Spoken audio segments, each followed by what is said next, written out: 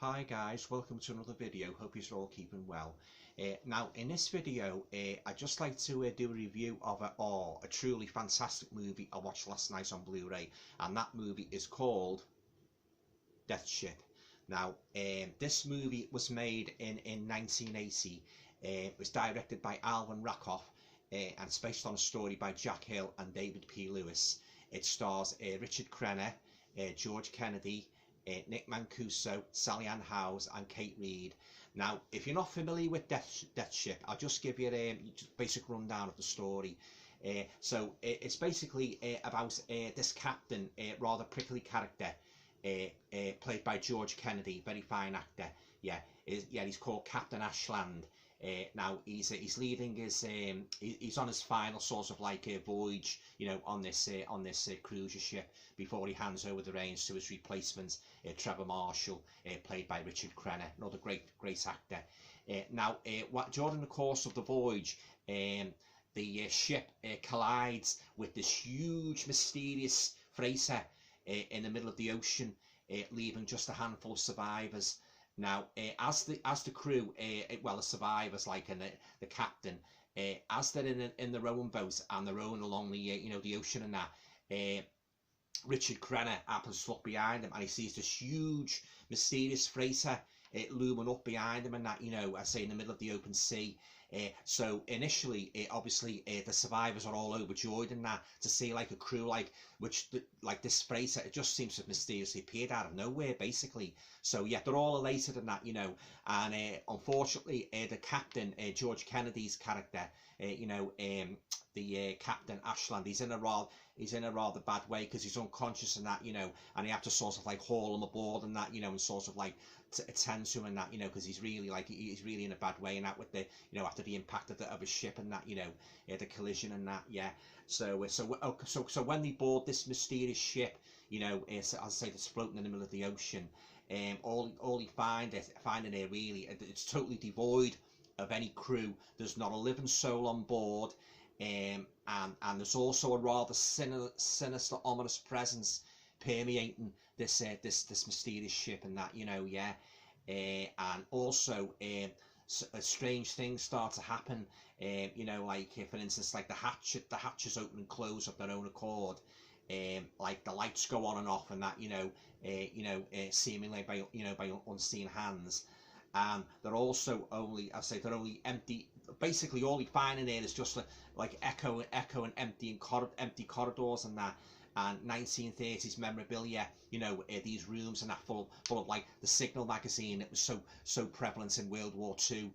They find copies of that, and other sort of like strange things like. And Richard Crenna's character, he finds this huge bowl of gold teeth and that, which presumably the suggestion is the former crew from the Second World War they've extracted these gold teeth from the victims and that, which they've got aboard the ship and they've tortured and killed and that, a real ominous atmosphere permeating this mysterious ship and that, and yeah, it's a very, very gripping movie and that, and then you've got like obviously in a movie of this kind you've got to have a couple of rather nasty deaths and that, but I don't want to go on too much about them because I don't want to spoil it for you, in case you haven't seen the movie and that, so you say, as I say, rather horrific deaths and that, affected by the machinery on the ship and that, it's a very good movie, Death Ship and that, thoroughly enjoyed it, highly recommend it, so as I say, they boarded the ship and that, and there's one particular scene in this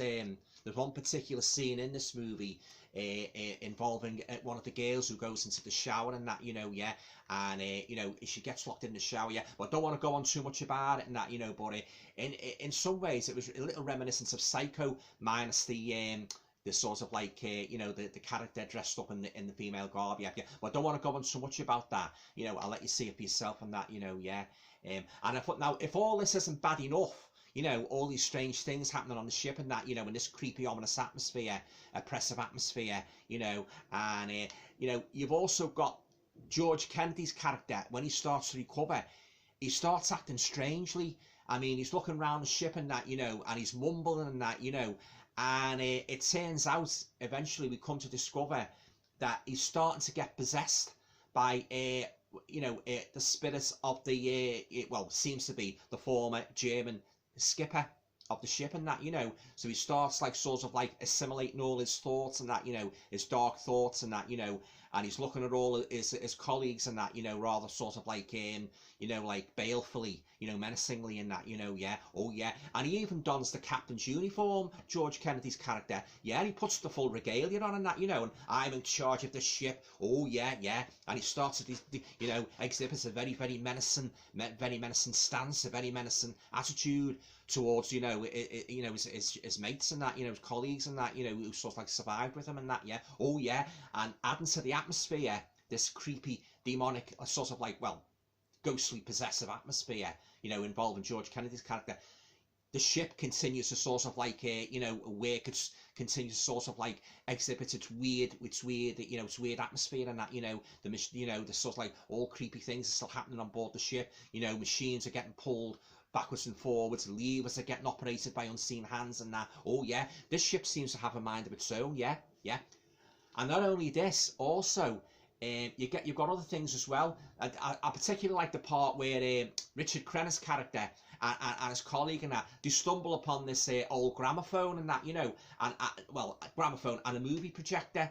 Now it turns on, it turns on, and what it does, it starts showing old newsreel footage of Adolf Hitler and the Nazis and that, yeah. And of course, like, the two protagonists, they're not too happy about it, and one of them grabs hold of the screen, tears it down in the hope of, getting rid of the picture.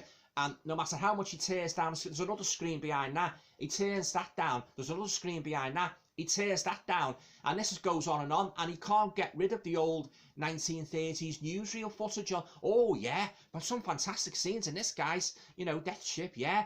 If you like a good creepy ship movie, get this now. It's a fantastic movie. Thoroughly enjoyed it. And I know John, one of my fellow YouTubers, he speaks very highly about this and that, and I certainly echo his superlatives in this regard. This is one fantastic, enjoyable roller coaster ride of a movie, Death Ship, yeah. Oh yeah, I could watch this again, yeah, many, many times and that. Oh, George Kennedy, Richard Crenna, all the other actors, they're all on the money in this and that creepy, creepy freighter.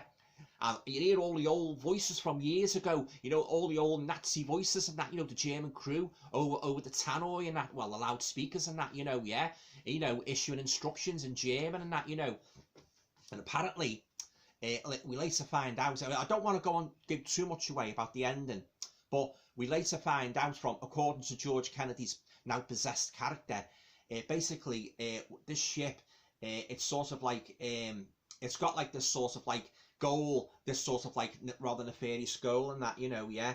So Ashland, that's George Kennedy's character, he claims that the ship is possessed by the spirits of its long dead crew, right? And basically what the ship is doing, it's hunting down ships on the ocean, other ships on the ocean, other normal ships and that.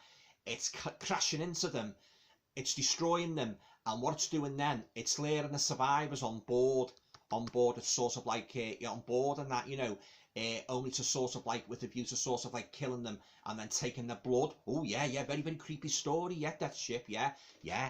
And yeah, very quite unique as well in that, yeah. I haven't really seen all that many movies like as enjoyable as this, like on the high seas and that, yeah. And I say George Kennedy, oh, he's really creepy when he gets possessed and he dons that captain's uniform. He actually becomes the captain, yeah. And then you've got another scene as well involving like the two protagonists.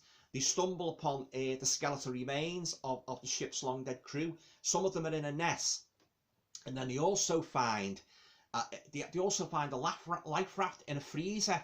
Yeah, a freezer which is full of the frozen bodies of drowned RAF airmen and Soviet sailors, which they've captured and taught, and killed and that, yeah. Oh yeah, some memorable scenes in this guy's Death Ship, yeah, yeah.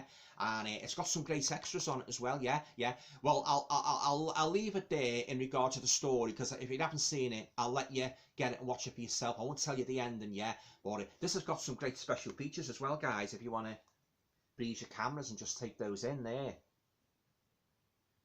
Yeah, I watched the documentary on the making of Death Ship last night after I watched the movie, and you get like some of the cast interviewed and that, and then the writers, George Kennedy and that, yeah, and he says when he was making it and that, it was quite uncomfortable at times because some of the, the sea was very, very, it was full of all this sort of like foul stuff, and then the ship, they actually got an old ship, and it absolutely stunk, the ship's interior, he said the smell assailed his nostrils that much, that acutely, that even when he left the stage, the movie stage to go, he could still feel it and smell it in his nostrils. Yeah, oh yeah, some very good anecdotes in this.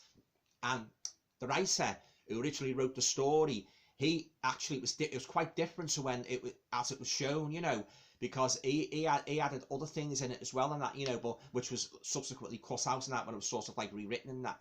Yeah, but oh yeah, very interesting. Yeah, and then you've got like trailers and that, from other movies and that, from the direct, what each director's made and that. Yeah. Oh, but getting back to the story of Death Ship, that I enjoyed this, guys, I tell you. And John was right when he said like it's a fantastic movie, and yeah, I can certainly empathise with him when he sort of like said, he could sort of like when he first saw it on the pictures, the poster, it just drew him in, and he went to see it again and again, like all week. Oh yeah, very good movie, Death Ship. Yeah, as I say, made in 1980, and if you like a good creepy haunted ship movie, guys, get yourself a copy of Death Ship. And this is a pristine transfer, by the way. Yeah, oh yeah, it's a fantastic movie. Yeah. I mean, I could sit here all afternoon uttering superlatives about how much I enjoyed Death Ship. Yeah.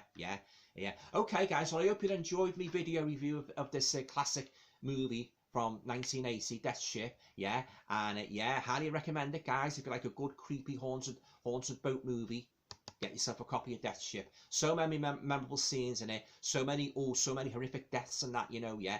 And it really has you on the edge of your seat, wondering, if they're all going to get away and that. Yeah, but I don't want to go on so much about the culmination of events. I'll just let you get, buy it and watch it for yourself. Yeah. Okay, guys, have you seen Death Ship? Leave your comments down below. Yeah, always interested in hearing, from your fellow YouTubers. And yeah, oh yeah, I just love everything about this movie, especially the creepy atmosphere permeating the ship, the empty corridors and that, and finding all the stuff from World War II and that, and all those bodies and that, yeah, and that shower scene. Yeah. Okay, enough said on that then, guys. Yeah, okay, well, yeah, as I say, yeah, if you like a good spooky movie, nautical movie and that, yeah, get yourself a copy of Death Ship. You will not be disappointed. Yeah. Okay, guys, that's it for now. Stay safe and all going well. I'll talk to you again in the next video. Cheers, guys.